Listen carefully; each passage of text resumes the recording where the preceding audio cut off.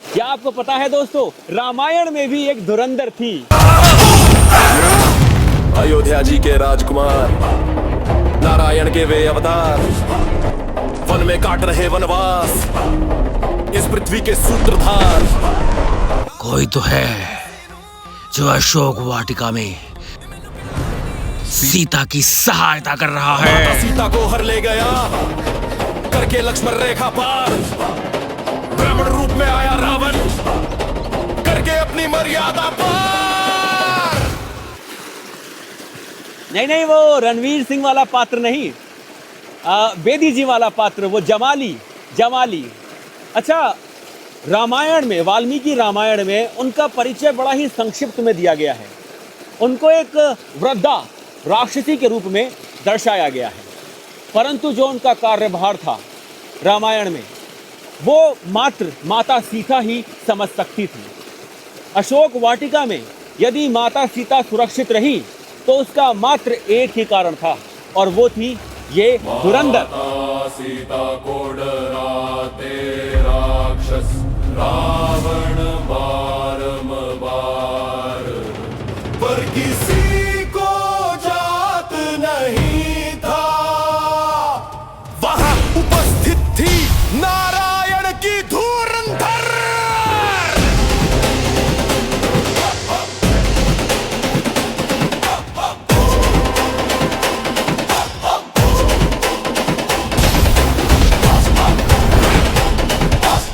जिनके बारे में आज हम चर्चा करने वाले हैं।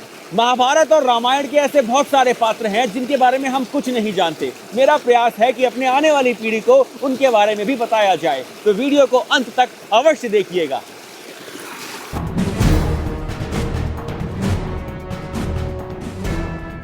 तो उस धुरंधर का नाम था त्रिजटा, जो वैसे तो एक राक्षसी थी, परंतु उसका हृदय किसी साध्वी से कम नहीं था।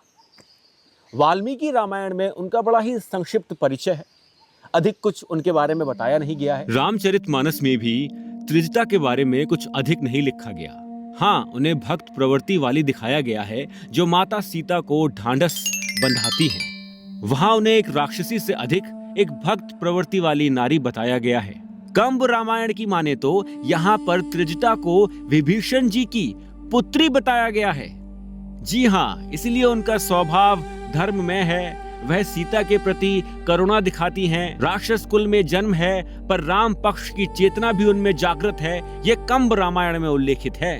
और काकाविन रामायण में भी कुछ ऐसा ही मिलता है कि वो एक दयालु स्त्री हैं, सीता माता की सहायक हैं और राज परिवार से जुड़ी हुई हैं। जगमोहन रामायण की माने तो जो उड़िया परंपराओं से जुड़ी हुई हैं, वहां पर भी त्रिजटा को विभीषण जी की पुत्री ही माना गया है, जिन्हें विभीषण जी ने ही माता सीता की सेवा में लगाया था। इतना ही नहीं, कई उड़िया रामायण परंपराओं में तो त्रिजटा जी को विभीषण जी की भार्या या परिवार की प्रमुख स्त्री के रूप में बताया गया है। इससे उनकी भूमिका और मजबूत हो जाती है। वो लंका के भीतर ही धर्म का एक स्तंभ हैं। अध्यात्म रामायण में भी त्रिजटा के बारे में कुछ अधिक नहीं लिखा गया। हाँ, उन्हें ज्ञान और विवेक का प्रतीक अवश्य बताया गया है। अब कुछ लोक मान्यताएं ये भी बताती हैं कि जब भगवान राम का अवतरण होना था तो उससे पहले ही त्रिजटा को लंका भेज दिया गया था और वो वहाँ पर लंका में रहकर धर्म में रही। अन्यथा ये संभव नहीं है किसी राक्षसी का कि वो धर्म में हो जाए और माता सीता की सेवा में लग जाए, क्योंकि उस समय लंका में माता सीता को कोई नहीं जानता था और किसी में इतनी शक्ति नहीं थी कि वो माता सीता की सेवा करके रावण की बैर ले, क्योंकि सबको ये ज्ञात था जिससे भी रावण की बैर होगी, शत्रुता होगी, रावण उसका वध कर देगा। यही कारण था कि मायावी ने ये माया रची और त्रिजटा नाम की धर्म में स्त्री का जन्म लंका में हुआ, जिन्होंने वृद्धावस्था में माता सीता की सेवा की। भगवान राम और रावण के युद्ध के उपरांत जब भगवान राम इस युद्ध में विजयी हुए तो त्रिजटा माता सीता के साथ अयोध्या जी भी आई थी और कुछ समय उन्होंने यहाँ व्यतीत किया, जहाँ माता सीता ने उन्हें उपहार दिए। तत्पश्चात वो पुनः वापस लंका लौट गई और लंका में एक सुखमय जीवन व्यतीत किया। अच्छा, कुछ YouTube पे वीडियोस हैं जिनमें त्रिजटा को माता सुलेखा, सतयुग की माता सुलेखा का पुनर्जन्म माना गया है। और कुछ YouTube पे वीडियोस हैं जो ये बताती हैं कि महाभारत काल में भगवान श्री कृष्ण की बहन माता सुभद्रा त्रिजटा का ही एक पुनर्जन्म थी।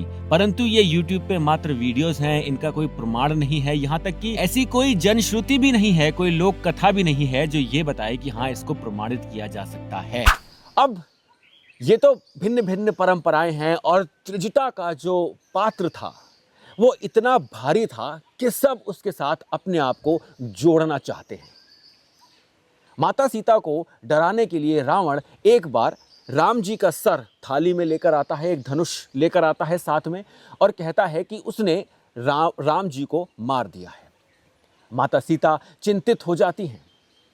वो आरंभ से ही रावण को ये बोल रही थी कि वो एक पतिव्रता स्त्री हैं और उनको छूते ही रावण का अंत हो जाएगा। रावण को वैसे एक शाप भी था जो कुबेर जी के पुत्र ने दिया था जब रावण ने रंभा जी के साथ दुर्व्यवहार करने का प्रयास किया था।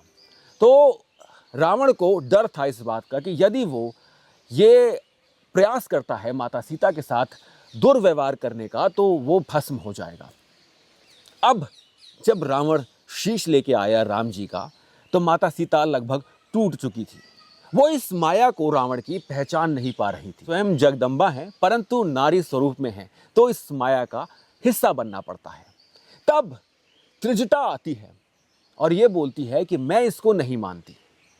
यदि ये सत्य हुआ तो मैं स्वयं आपके साथ एक चिता बनाकर उस पर बैठ जाऊंगी। मैं आपके साथ ही आत्मदाह करने को तैयार हूं, क्योंकि माता सीता उस समय आत्मदाह करने पर विचार कर रही थी। और वो त्रिजटा को बोलती हैं कि आप मेरे लिए एक चिता बनाइए और मैं उस पर आत्मदाह करूंगी। तब त्रिजटा ने ही माता सीता को संतावना दी, समझाया कि यह सत्य नहीं हो सकता, क्योंकि मैंने जो स्वप्न देखा है वो ही सत्य होगा। भगवान राम सफेद हाथी पर, 4 दांत वाले सफेद हाथी पर सवार होकर लंका में आएंगे। भगवान राम ने सफेद वस्त्र धारण किए हुए होंगे और लक्ष्मण जी उनके साथ होंगे। रावण कहीं गिरा हुआ होगा, सर उसका मुंडा हुआ होगा, लंका जल चुकी होगी। ये मेरा स्वप्न है माते, और ये ही सत्य होने वाला है। तो कहीं ना कहीं उस अशोक वाटिका में त्रिजटा ही वो ढाल थी जिस कारण माता सीता वहाँ पर सुरक्षित रही। आशा करता हूँ आपको वीडियो अच्छा लगा होगा। यदि अच्छा लगा है तो लाइक, कमेंट, शेयर अवश्य कीजिएगा। और यदि आप चाहें तो इस चैनल के मेंबर बन सकते हैं। ये कुछ ई पुस्तिका हैं, ये आप मंगवा सकते हैं व्हाट्सएप से। इसके माध्यम से ही मेरी यात्रा चलती रहती है। और यदि आप चाहें तो मेरी वित्तीय सहायता भी कर सकते हैं। जय श्री राम। वीडियो को साझा करना मत भूलिएगा।